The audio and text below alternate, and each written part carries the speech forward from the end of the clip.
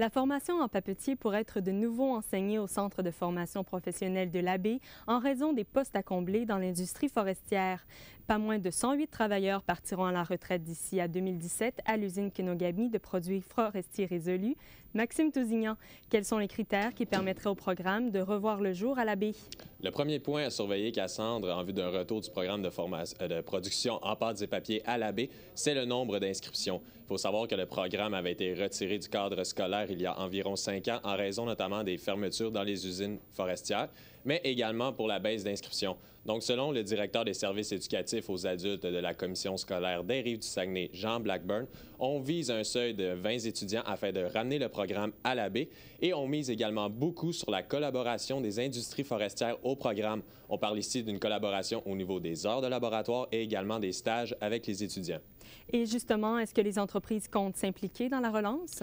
Eh bien, comme le mentionne le directeur aux ressources humaines de l'usine Kenogami Produits forestiers résolus, Hugo Chaillet, oui, on va contribuer au retour du programme à l'Abbé pour ce qui est du contenu du cours. Donc, on ne fera pas d'ingérence au niveau de l'administration, mais bien au fait de partager leur expertise dans le milieu forestier avec les étudiants. Il faut dire qu'ils sont habitués aussi de former la relève étudiante, eux qui le font présentement avec certains élèves.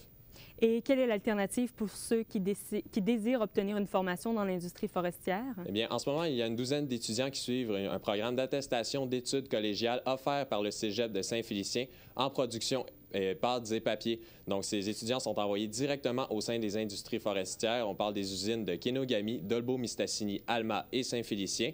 Et ils travaillent directement sur le terrain, apprennent les travaux pratiques. Un programme qui va un peu plus de 1300 heures terrain et qui leur apprend les bases du métier pour éventuellement pratiquer la profession. Et quels sont les changements qu'impliquerait le retour pour la commission scolaire? Bien, au niveau de la commission scolaire, il faut miser sur des embauches d'enseignants, de techniciens et également une remise à niveau pour ce qui est du matériel scolaire. Et c'est certain que pour les étudiants, ce sera nouveau avec des locaux théoriques un peu plus basés et des groupes de 20 étudiants. Bien, un grand merci, Maxime Tousignan. Je vous en prie. Merci à vous d'avoir été là à la maison. On se retrouve la semaine prochaine.